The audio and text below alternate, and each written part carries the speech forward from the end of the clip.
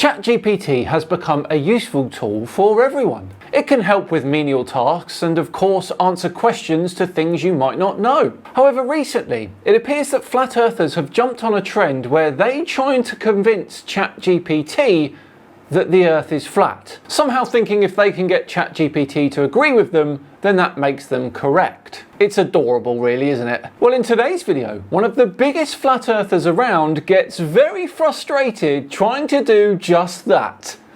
Roll the titles.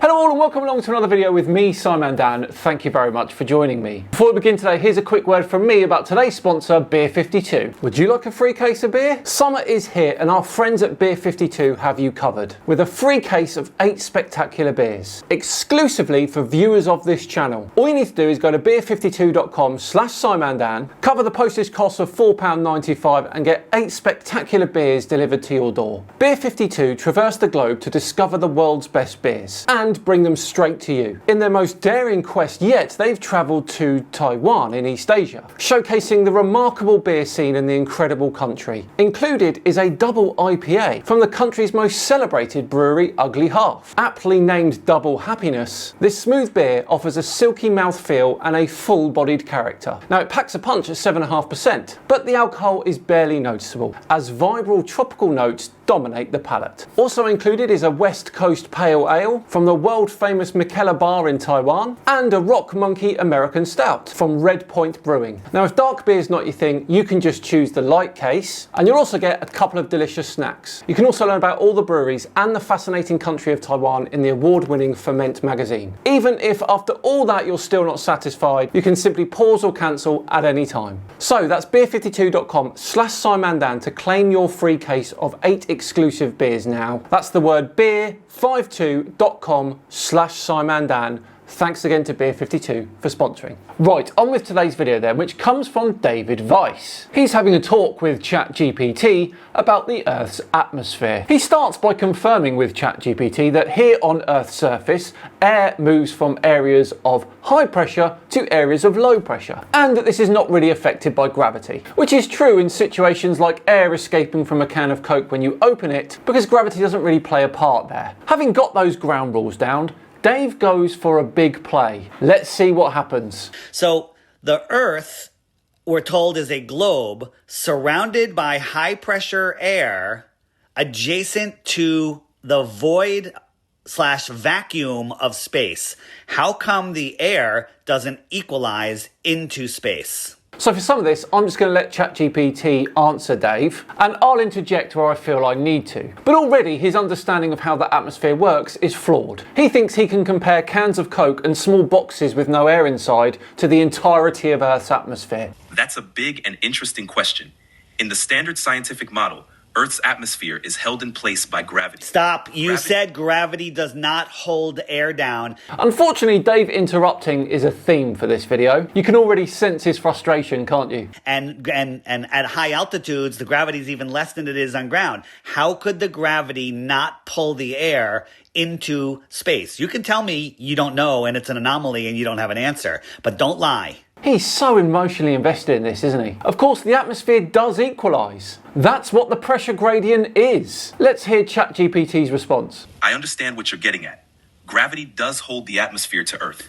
Even though gravity decreases slightly with altitude, it's still strong enough to keep the atmosphere from escaping into space. Now, I think ChatGPT has been too soft here. The gravitational influence at 100 miles up is still 95% that it is on the Earth's surface. The atmosphere gradually thins out with altitude, creating a pressure gradient.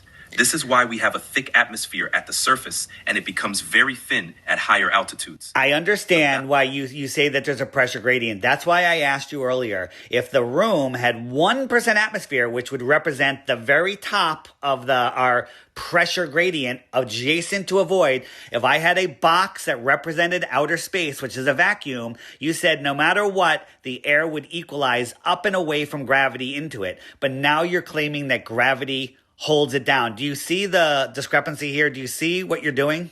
We see what you're doing, Dave, which is trying to compare a box on the surface of the Earth with the entirety of the Earth's atmosphere. It's truly ridiculous to compare them. I see your point. The analogy with the room and box is simplified. Oh, deep burn from ChatGPT there, calling Dave low-key simple. In reality, Earth's atmosphere is a large, continuous system. Gravity acts on the entire atmosphere, creating a pressure gradient from the surface all the way up to the edge of space. The atmosphere doesn't just sit next to a vacuum, it gradually transitions into it. So you're telling me now, if I took that box of, I have a box of no pressure, of a vacuum, and I brought it up to 10,000 feet and opened it, it would suck air up and away from gravity. If I brought it up to 100,000 feet and opened it, it would suck the air up and away from gravity. If I took it to the very top of the atmosphere, all of a sudden it would stop equalizing, because earlier you said no matter what, if there's any difference in pressure, the pressure will equalize. Yes, if you bring a vacuum-sealed box to 10,000 feet and open it, air will rush in. Same at 100,000 feet. That's not air defying gravity. It's air responding to a local pressure imbalance. But here's what you're ignoring. There's still air at those altitudes. Less of it, of course, yes, but it's still there. And gravity is still acting on it. That's why there's any air pressure at all, even that high up. You're confusing localized lab setups with planetary-sized pressure systems. Now, at the edge of space, there's barely any air left. So if you opened your vacuum-sealed box up there, almost nothing would happen. Not because pressure stops equalizing, but because there's almost nothing left to equalize with. You're right that the principle of pressure equalization applies at any altitude. If you have a vacuum container and open it, air will move to fill that vacuum regardless of direction. The reason Earth's atmosphere doesn't simply vanish into space is that gravity continuously acts on all the air molecules, keeping them bound to Earth. The atmosphere thins gradually as altitude increases, forming a gradient. But it's not a hard boundary. It's a gradual transition where molecular motion and gravity are in balance. Oh, ChatGPT is a stubborn so-and-so, isn't it, Dave?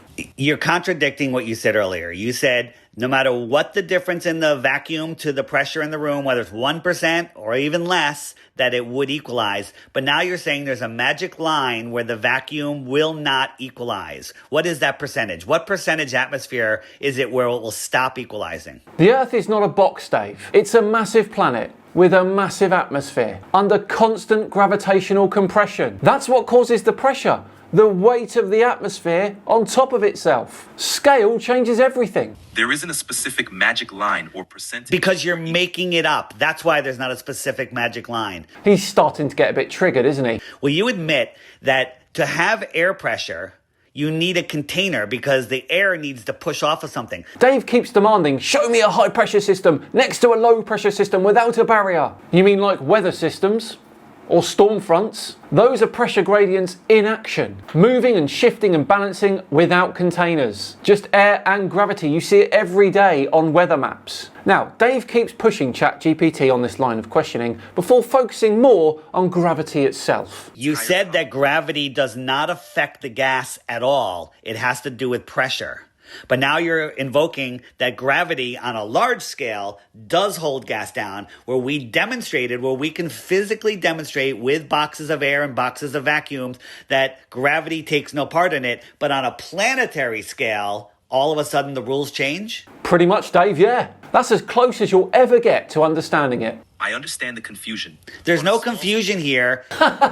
He's not happy, is he? You're just making up crap to defend the globe model, when in fact, the fact that a flat Earth model with an enclosed atmosphere would have a pressure gradient. Why? Why would it? Could you explain that? Probably not. And also, you just accuse an AI of making things up specifically to defend the globe. You understand how funny that is, right? It would contain our air and it would make more sense. So just answer this. If the Earth is a globe with high pressure air adjacent to a void, that's model number one, the globe model. Model number two is the Earth is flat, it's enclosed with a pressure gradient. Which one takes less leaps of faith and has more scientific evidence towards it? Which one? Pick one. This is where things get a bit more frustrating for Dave. The standard scientific model of a spherical Earth with an atmosphere held by gravity is supported by extensive evidence and well-established... There's no extensive evidence. There's no well-established. I'm asking you now, with all of the information that you told me, all of the experiments that we just discussed, which one makes more scientific sense? Forget whether the Earth is flat or a globe. Which one explains the containment of air on Earth? The flat Earth model or the globe model? Which one scientifically has more evidence showing that makes more sense? Which one, flat or globe? He's really trying hard, isn't he? The scientific consensus... I don't care about scientific consensus. Consensus is not science. Consensus is just consensus. Ha! So every scientist on Earth confirming and agreeing that the atmosphere is held to Earth due to gravity causing a pressure gradient, that's not enough for you? Okay. Right? So which one has more scientific evidence, considering all of the experiments that we just discussed? Which one? A flat Earth with a dome over us containing the air, giving us our pressure gradient inside the container, or a globe where gravity is holding the air down adjacent to a Tor 17 vacuum, right? Which one makes more sense? Dave, you're really coming across as desperate here, buddy. From a scientific standpoint, the model of a spherical Earth with gravity holding the atmosphere is supported by a vast array of evidence and What evidence? What evidence do you have? Because we just did a whole bunch of experiments and you admitted that gravity does not hold it down. Dave wants us to forget about all the scientific evidence and just focus on his empty box in a room scenario. Seems fair? Dave asked the same question again. In a purely hypothetical scenario where we consider only the mechanics of containing a gas, a closed container would make it easier to understand how to maintain pressure gradients. However, when considering Earth, extensive observations of atmospheric behavior, satellite data, and physical... Stop it. You're invoking satellites. You're invoking stuff that you know nothing about, that you have no evidence of. Dave, you asked for evidence. ChatGPT started giving you that evidence, and then you just told it to stop. You see how ridiculous this is? Now, Dave at this point decides to change tactics a little bit. He starts to ask purely about closed systems and open systems. In a simplified scenario focused only on gas laws and containment, a closed system can be easier to understand in terms of how pressure... A closed system is easier to understand because it makes more sense. A globe with a high pressure system adjacent to a void, you have to take leaps of faith and consensus and just assumptions that you cannot test. You cannot show me an example of gas uncontained. You can only say, you know, we've known, it's tested. You can, but you cannot show me an example of gas uncontained without reifying your example by using the Earth as an example. Can you show me an example of high pressure next to low pressure without containment, without using the Earth? Now, Dave's trying all his tricks here, ones that he would use on people in debates. ChatGPT is holding strong, though, it seems. It's true that in laboratory settings, we rely on containers to demonstrate pressure differences. Not only laboratory settings, but anywhere. Can you show me a scientific experiment with high pressure next to low pressure without containment, without using the Earth, or as your example? Yes or no? Can you show me an example? Yes or no? No. In practical experiments, a containment boundary is typically needed to demonstrate... Thank you. Welcome to Flat Earth. That's it. We're done. Amazing. Because ChatGPT can't show an example of a high pressure system next to a low pressure system, Dave takes that as an automatic win. Truly amazing. Welcome to Flat Earth is the cringiest thing I've ever heard anyone say, by the way. Well, there we go. What do we all think of that one? Did Dave really prove Flat Earth to ChatGPT, or did he get thoroughly owned? I'll let me know in the comments. As I say, we're all done and dusted for another one. Thanks so much for watching, everyone. It truly is appreciated. If you enjoyed it, please do consider subscribing to the channel. It's daily videos from now on, as you all know probably. And if you really enjoyed this particular video, a big thumbs up would be helpful too. Thank you. I've been Simon Dan. Have yourselves a great day, and I'll see you tomorrow for 5 tricks that flat earthers use to fool you. See you then.